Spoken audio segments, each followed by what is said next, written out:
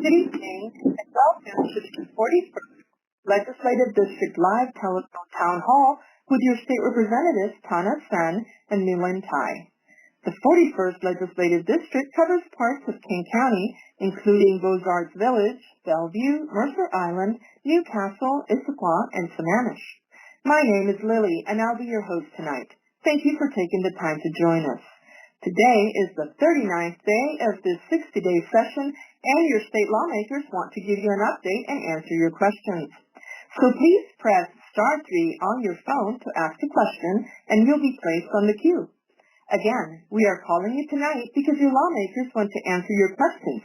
Press *3 to ask them about issues that matter to you, such as healthcare, education, the environment, technology, energy, transportation, and the economy. So, if you have questions for Representative Tana Senn and Representative My-Linh, please press *3 right now to speak with your lawmakers. Remember, press *3 on your phone right now to ask a question. I will now turn it over to your legislators for some opening remarks. Let's start with Representative Senn. Thanks, Lilia. Good evening, everybody. This is Representative Senn. I am thrilled to be speaking to you from the conference room at the state capitol in Olympia and sharing with you some of the updates of the legislative sessions. As you may know, I chair the Human Services, Youth, and Early Learning Committee in the House. I also serve on the Appropriations Committee, which is our budget committee, and additionally on the Innovation, Community and Economic Development and Veterans Committee. I'm also proud to chair the Jewish Caucus and the Moms Caucus here in Olympia. So far this legislative session, we've passed 270 bills, 80% of which have had a strong bipartisan vote, and we are just starting to hear Senate bills. So we passed our House bills, and now we're hearing Senate bills. All right, thank you. Please press *3 to ask a question. And now let's go to opening remarks by Representative Tai. Thank you, and thank you for for calling in and participate in this mid-session town hall hosted by Representative Senn and myself. Reintroducing, my name is My-Linh. Really happy and honored to represent the 41st and ensuring that the voice is being heard. Really quickly, the area of my priority, focusing on ensuring mental well-being for all of our neighbors and families, but particularly our youth. The next area that is really important to me is to ensure healthcare coverage to not only individuals in our district, but certainly across our state, simply because this impacts all of us. And last, but really not least, is the issue of housing, ensuring that people are being housed and that they are stable in their housing so that we can work toward more opportunities for those who wanted to be more innovative, to be in the professions of their dreams, and truly to achieve that American dreams. We need to ensure security and safety in housing, security and safety in their health care, and certainly an opportunity for their education. Looking forward to your questions. All right, thank you. Folks, please press *3 on your keypad right now to ask a question, and let's get started. So we received some questions online, and we're going to start there because the questions that are coming in through the phone are still getting collected. So Sylvie asked, what are the next steps to protect a woman's right to choose? Thank you, Sylvie. This is Representative Tai answering your questions. The next step to protect women's right to choose in Washington state is to ensure the providers who provide these services for not only women but all people who have their right in their health care needs by providing protection for our providers against any harassment or intimidation, and ensuring access to healthcare in the most disparate area when it comes to services and providers in our rural area. Those are critically important when we're looking at reproductive health, and ensure all those who need these services will get them. And last year we did some amazing legislation around reproductive care, ensuring that people had their data privacy so they couldn't be harassed or tracked if they were visiting an abortion clinic or other aspects of reproductive care, protecting physicians from being sued from people out of state or in state for providing medical care, reproductive care, protecting our youth to be able to access health care, gender-affirming care, and reproductive care, and a few other bills too. So we really have been making great progress and putting an exclamation point on the fact that Washington state will protect a woman's right to choose. All right, thank you. Please press *3 if you have a question for your state representative. And now we're going to hear from Paul, who has a question about the REWRAP Act. Hi, Paul. Can you hear me? Yes, I can. Great. Please ask your question. So I hear the REWRAP did not pass, and what I'm interested in is understanding why it didn't, and then where do we need to do to get it to pass, because it's such a key to our recycling and future, just seems so critical. So what do we need to do to get it to pass? Thanks, Paul, for the question. For other listeners, the RAP Act, or the REWRAP Act, was about increasing recycling across the state and creating a producer responsibility organization that would charge producers put in charge producers to help reduce the amount of waste and recycled material that they utilize. So if you think about if they had to pay, say, by the pound or by the amount of recycling that their products generate, if they use less materials, they would have to pay less for that recycling, and so it would be an incentive for them to reduce waste. At the same time, it would help create a unified list of items that could be recycled all across the state. So it's very clear if that clamshell container or if that yogurt container could or couldn't go into the recycling, and expand recycling across the state, as I mentioned. It did not pass this legislative session. It had been paired with a bottle bill, which was similar to what Oregon does, where you can bring back your soda bottle or your wine bottle and get 10 cents back at the store. And there just were a lot of moving parts in the bill, and this is a short session. So I still think it's a very promising policy idea. I think there's lots of support for it, and there's just more work to do to get it in a shape where we can pass it, and I think that'll take just a longer legislative session. All right, thank you. Folks, please press *3 on your keypad right now if you have a question for your lawmakers. Next up, we have Linda, who has a question about a more sustainable tax base. Linda, can you hear me? Yes. Linda? Yeah, go ahead. Hi. I was wondering if there is a way to get away from this property tax quandrum and create sales tax to create more equitable tax to fund human services, education, and just sort of equitable investments in climate justice, etc. Linda, this is Representative Tai. I thank you for your question. in the introduction part, I did not share with you what committee I'm serving on. One of the 3 committees I'm serving on is finance. So in the House, Finance Committee is the space for us to look deeper around our tax format, out the different ways of ensuring the shift in the tax system in Washington State.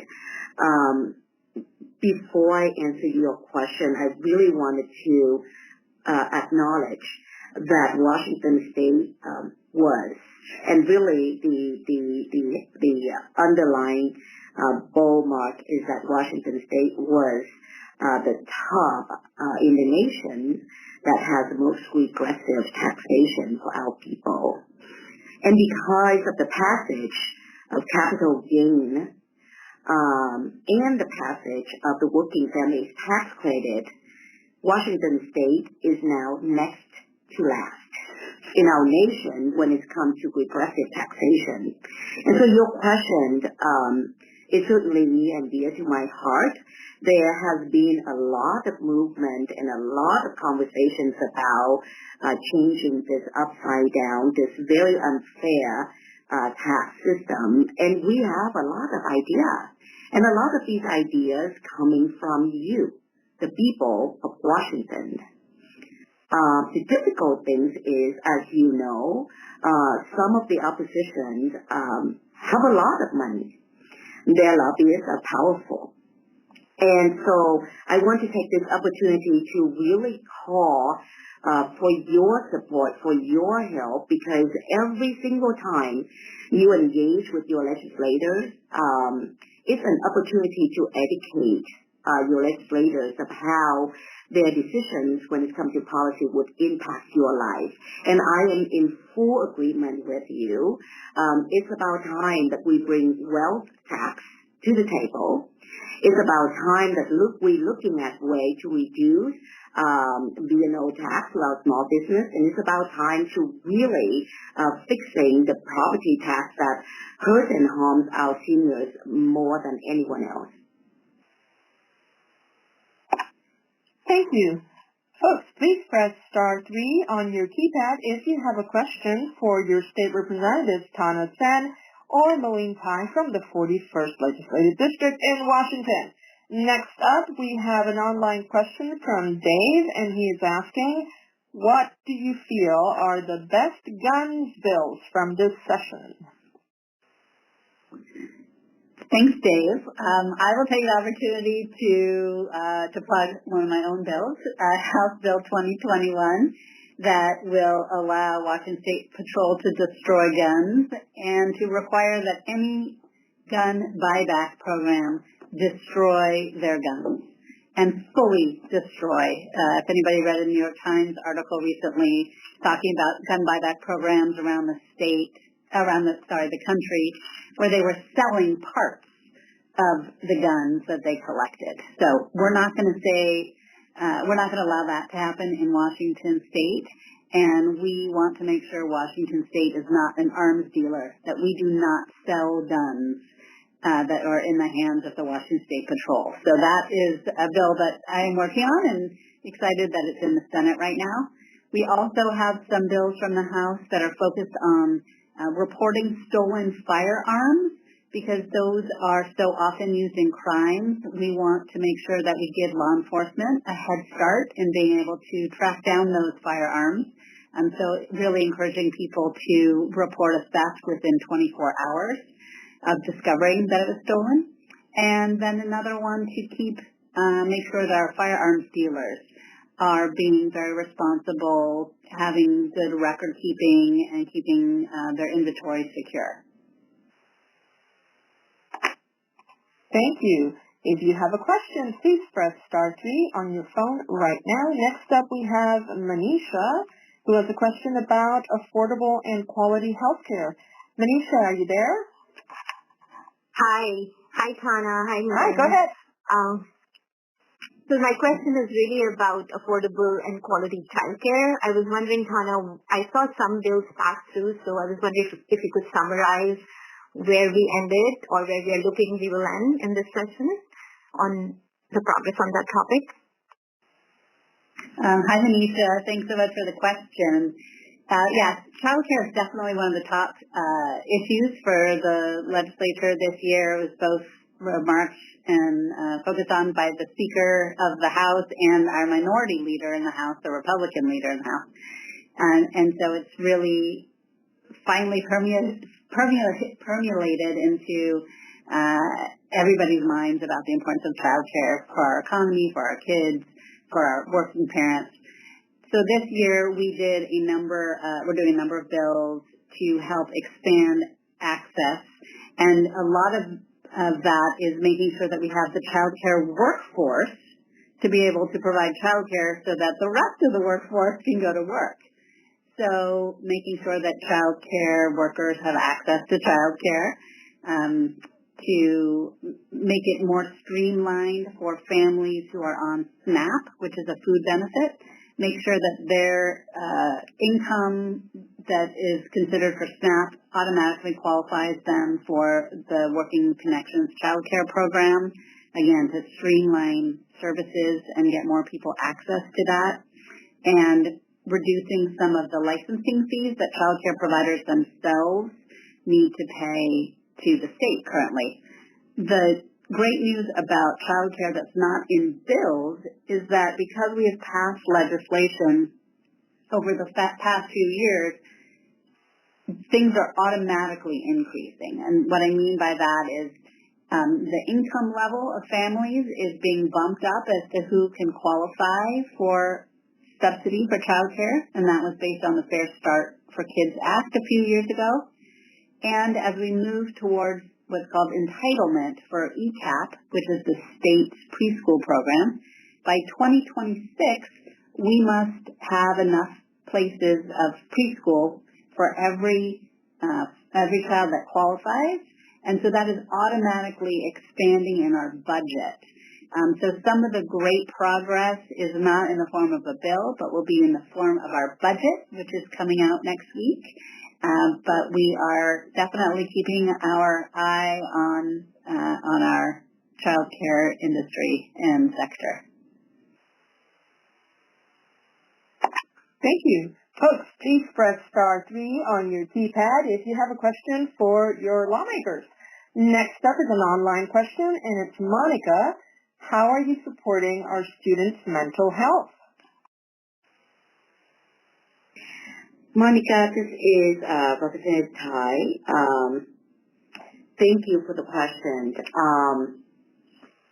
Goodness, as I mentioned earlier, mental well-being for the people of Washington, and especially for our young people, are our top priorities.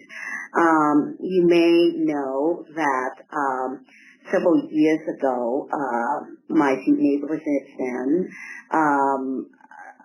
has created a mental behavioral health for children work group.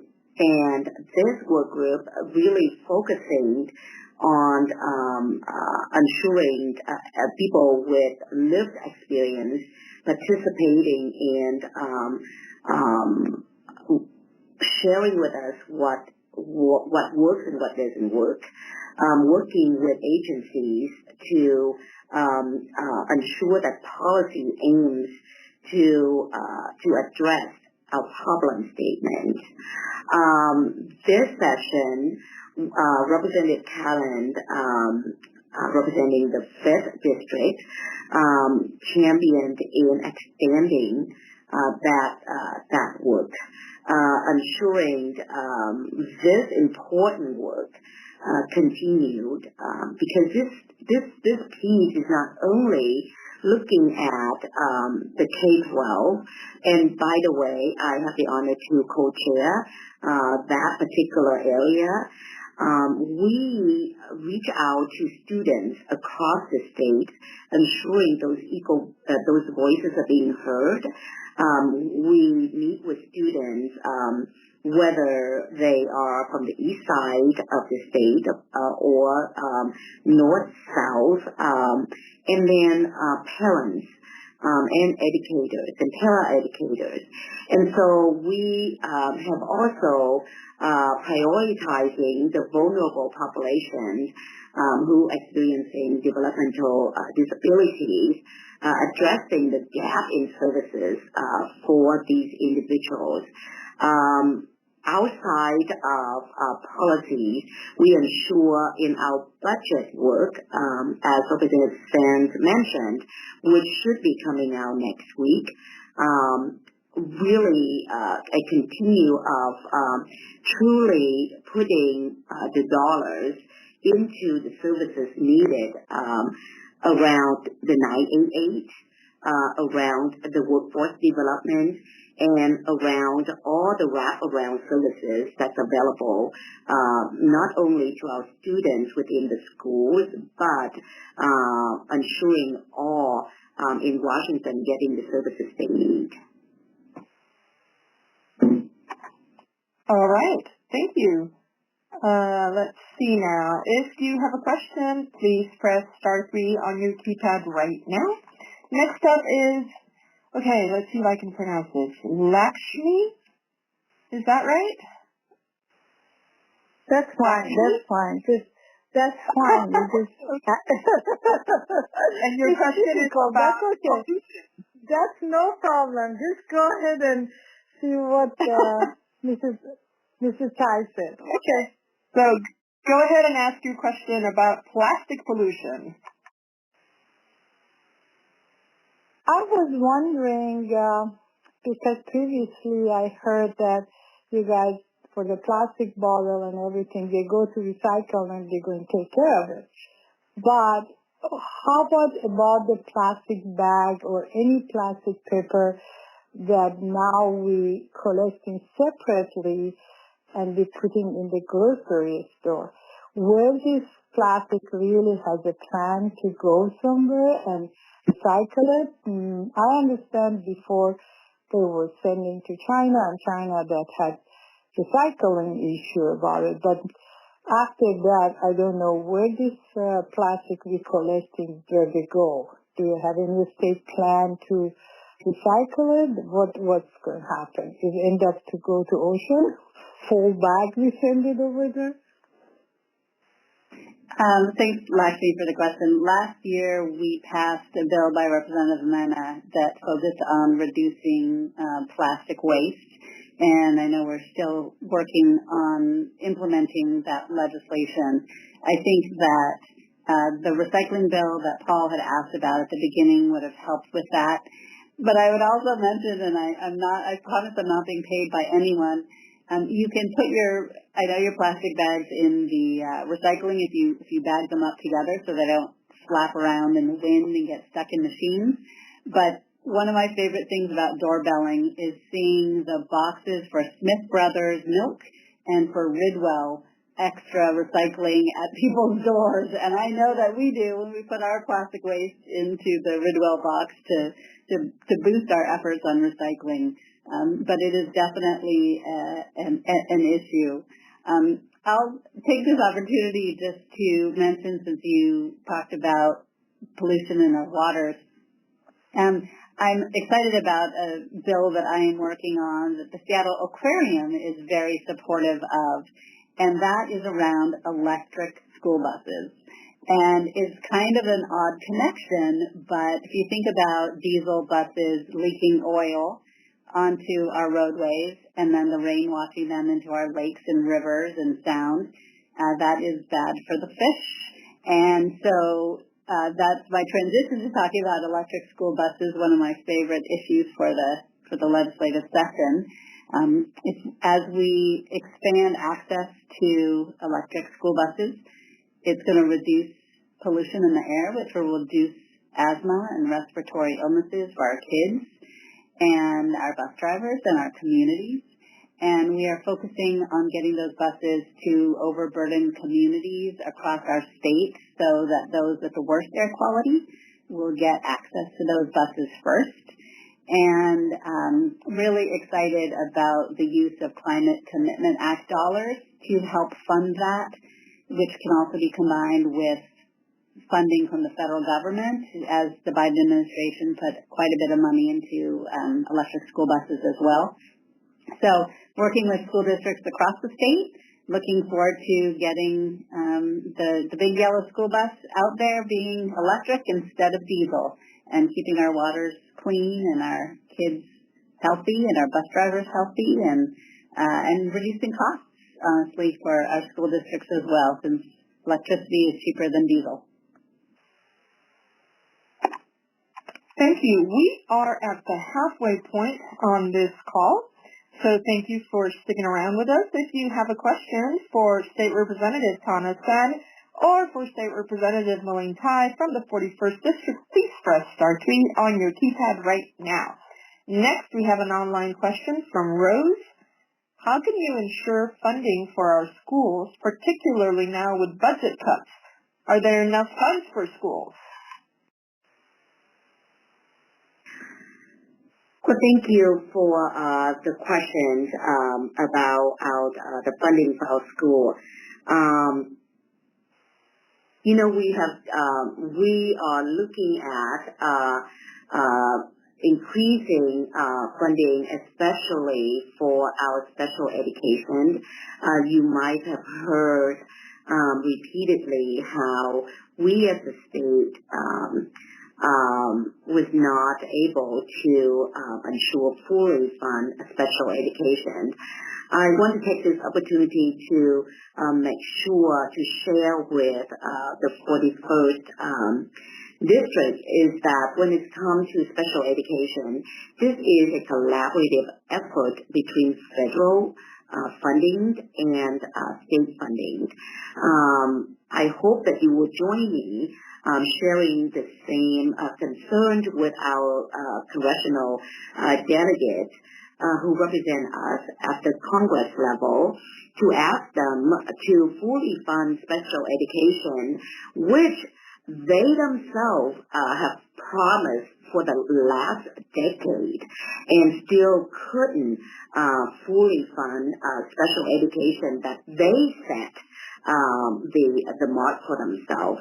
At the same time, we are pushing, we have been providing funding through the governor's budget in our K-12 education. We're looking at roughly $71 million for special education.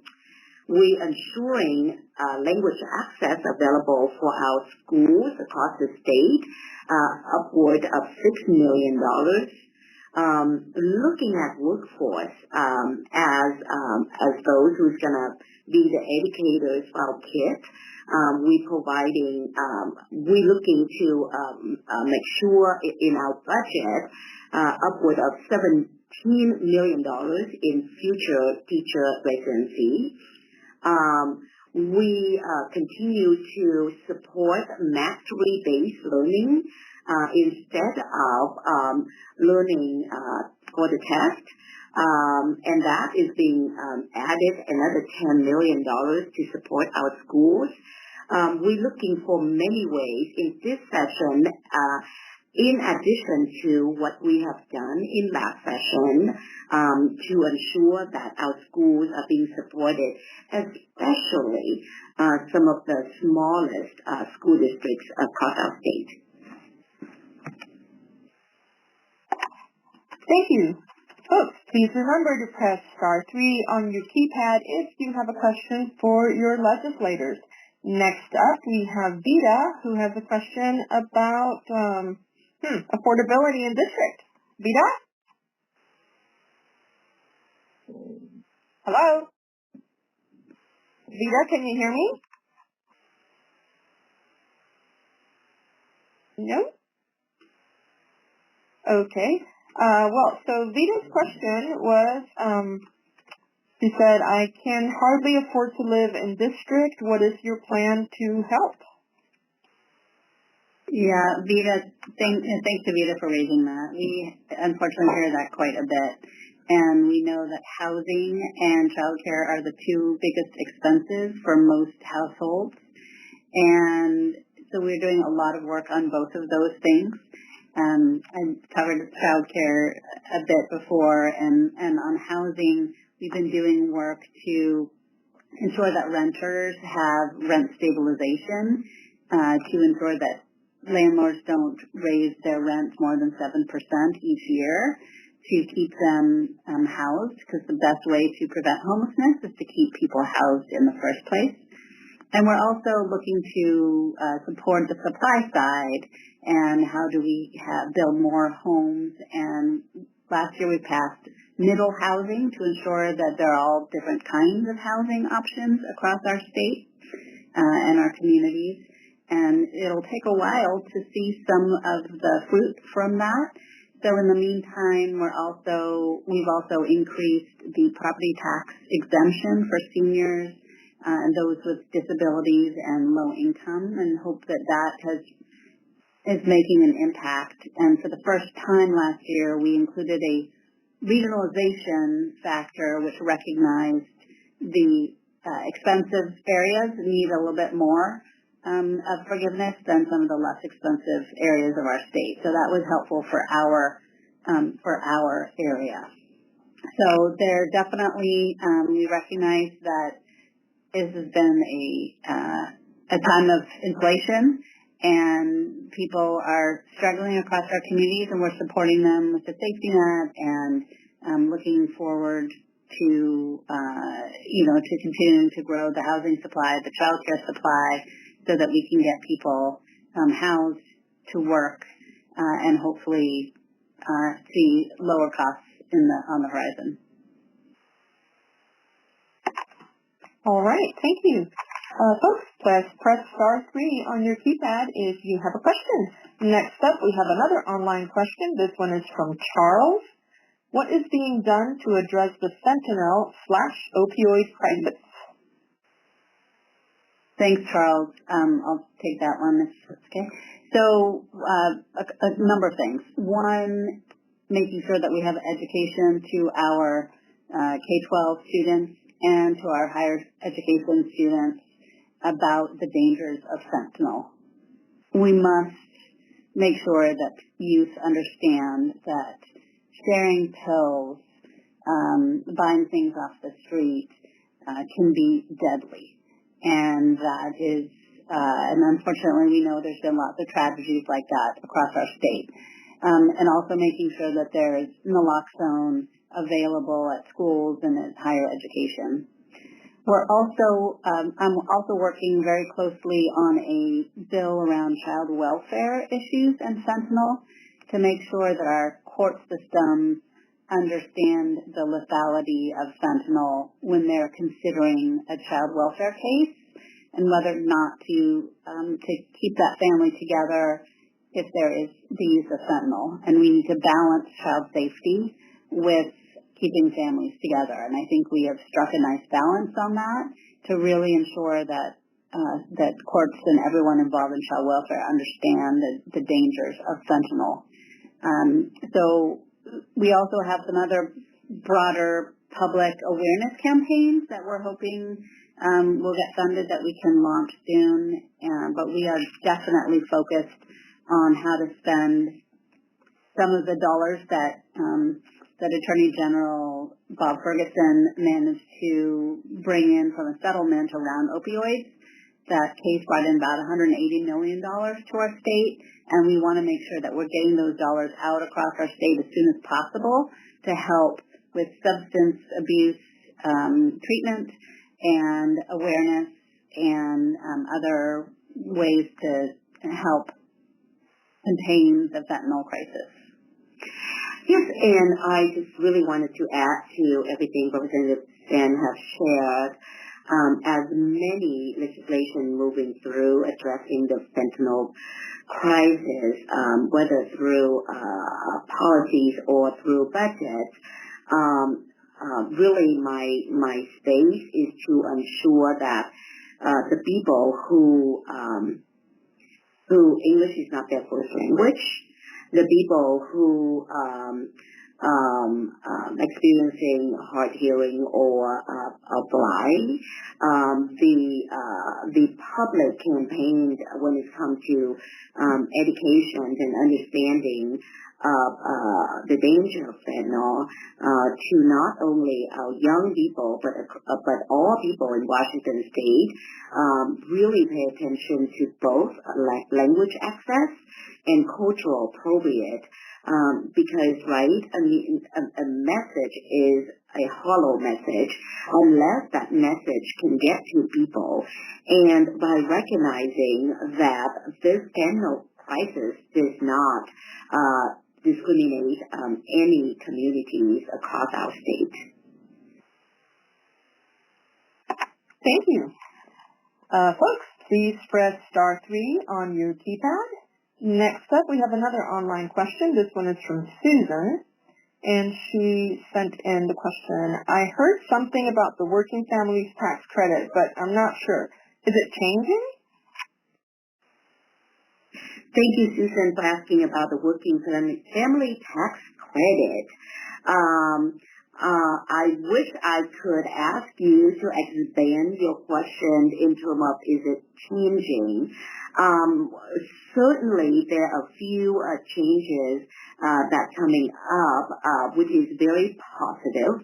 The working families tax credit is now, by the end of the session, when it gets to the governor's desk, it would codify administratively how Department of Revenue could look into the eligibility, so that way we can ensure that people who are eligible for this credit can get the credit, can get the check, or rather the credit deposited to their account sooner rather than later, ensuring more outreach to communities.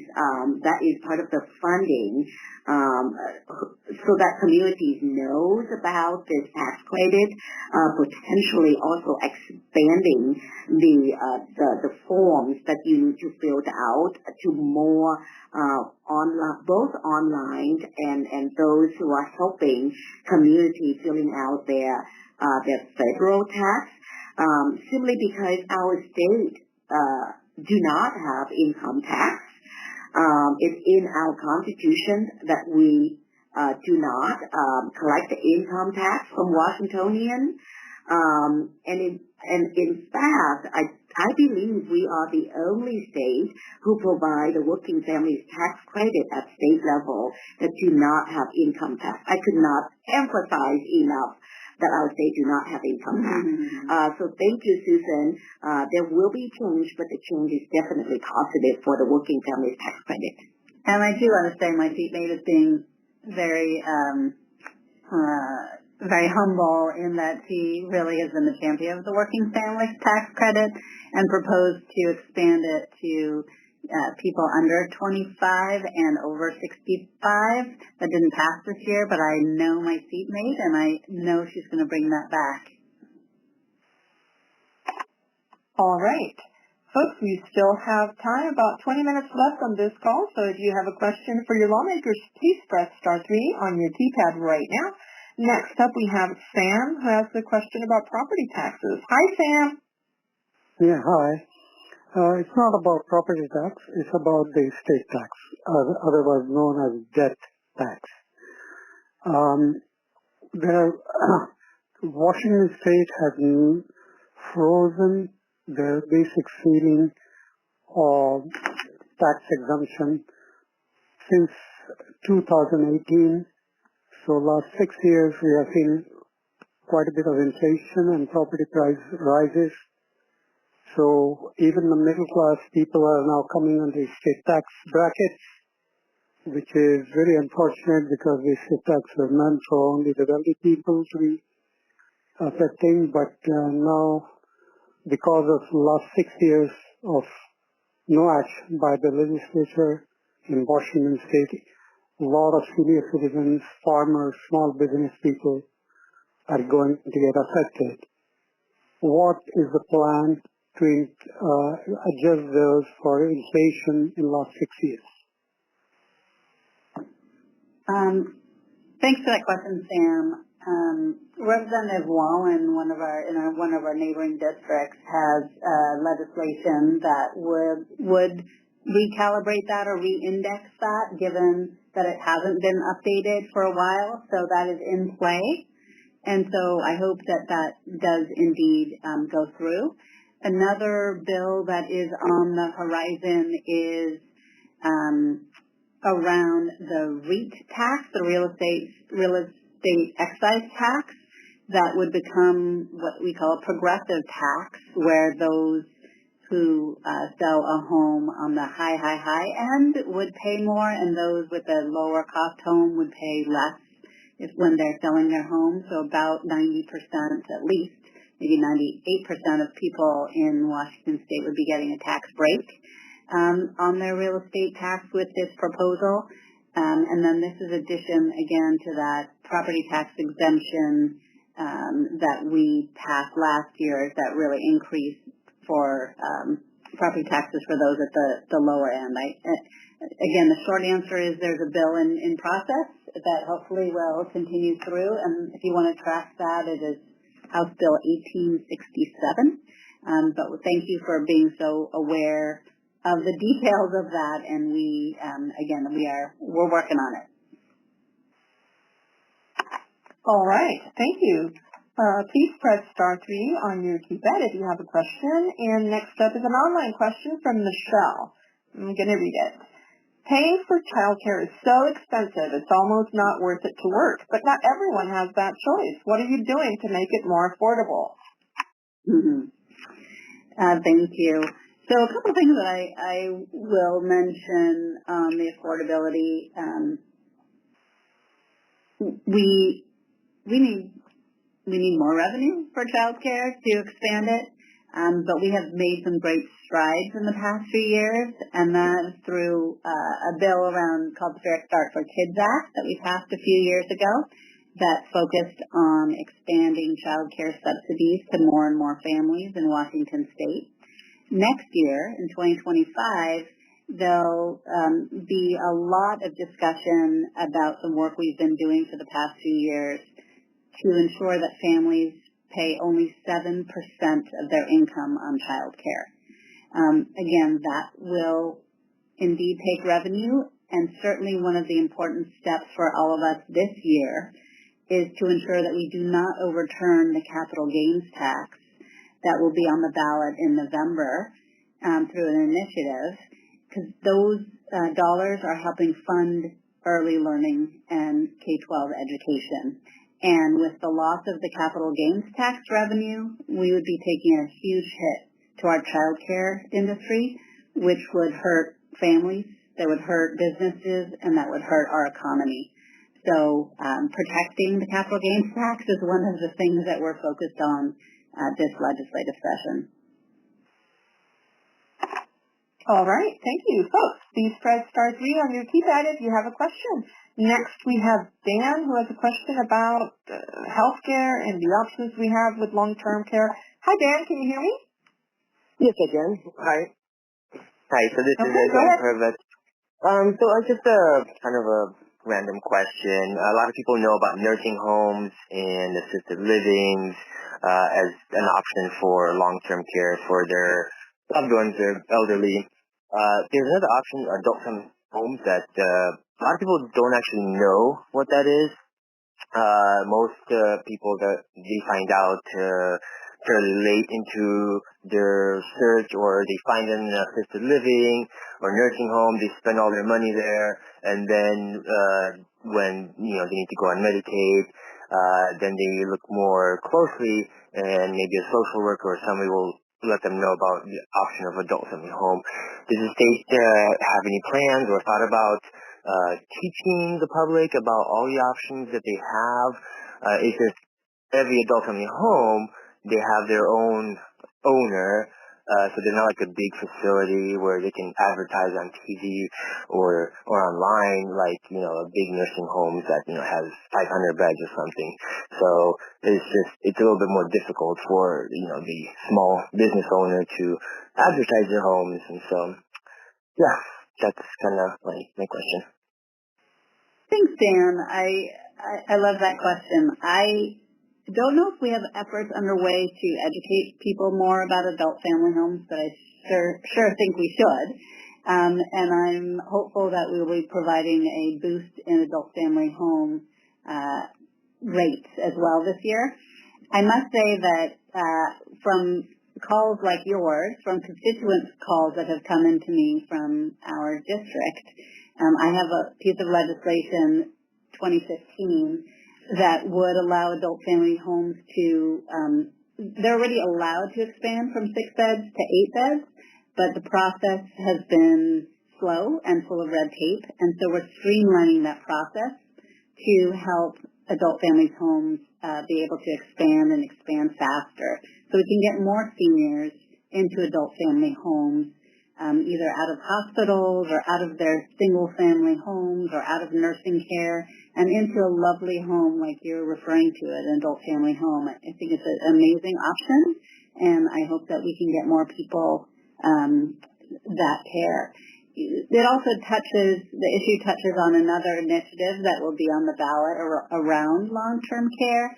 And again, we're seeing that there's such a need for senior care, and think that it's really important that we do all that we can to have people saved, have the state help out, so that we don't have seniors living on our streets, so we don't have them suffering in their later years and having to pay down all of their funds just to qualify for Medicare to continue living. So more on that, I'm sure, but just want to thank you for raising that question. And I really wanted to add to what Representative Senn just shared. This falls under the Department of Health, and we are working with the Department of Health and the adult family homes providers to create a registry kind of idea. So that way, when families are looking for beds or places where they could have access for these homes for their loved one, they have a place to call to and get resources, especially finding availabilities of beds that is closer to home, because we want to ensure that families would have access and being close and provide support and care for their loved one. We recognize this especially during the pandemic, when we are looking for a way to provide support for some of these locations. So that is on the way as well. Thank you, Dan, for the question, because I just learned something that we're all so busy here, even in the legislature, that I just learned about that too. Thank you, Ty, for sharing that with me as well as our constituents. All right, we have about 10 minutes left, so let's hurry up. Here we have an online question from Billy.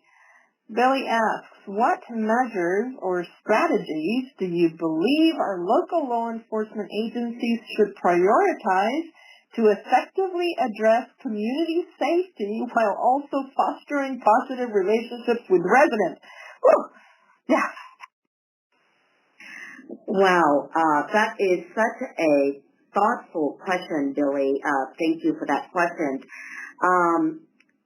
I am a strong believer of those who are closest to the problem have the answers to how to fix that problem. So first of all, it sounds like I'm punting the responsibility, but I hope that you see it is not. I would highly recommend that we participate in some of the walking. I think it's called walking the neighborhood, or meet your police officers in your neighborhood walk.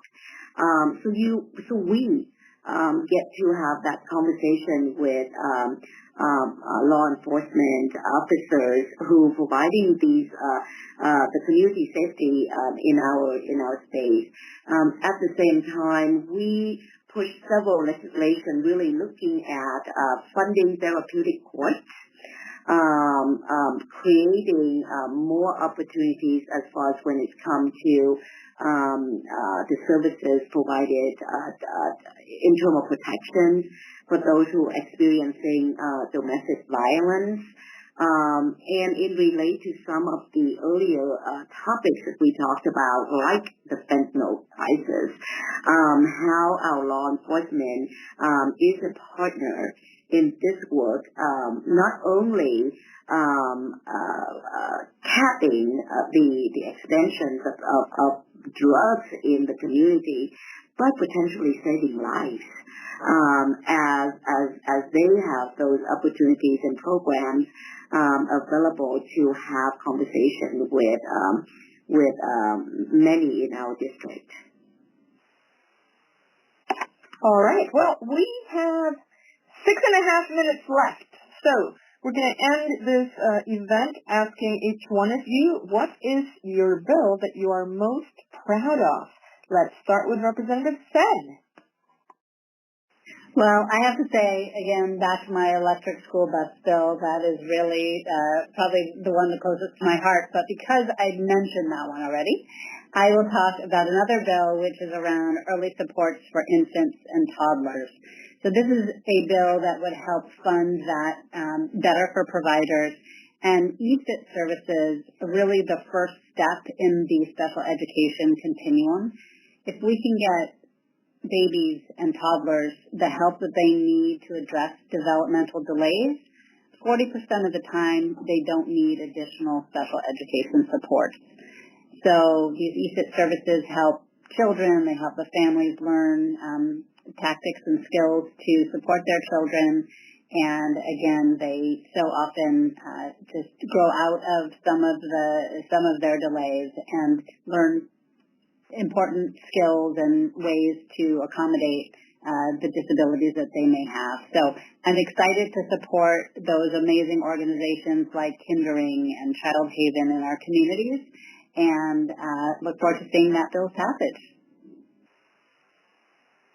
Thank you. And Representative Tai, what's your favorite bill?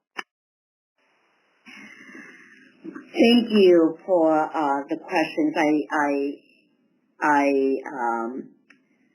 I dare say that all the bills I worked on this session, which are not many, are really near and dear to my heart.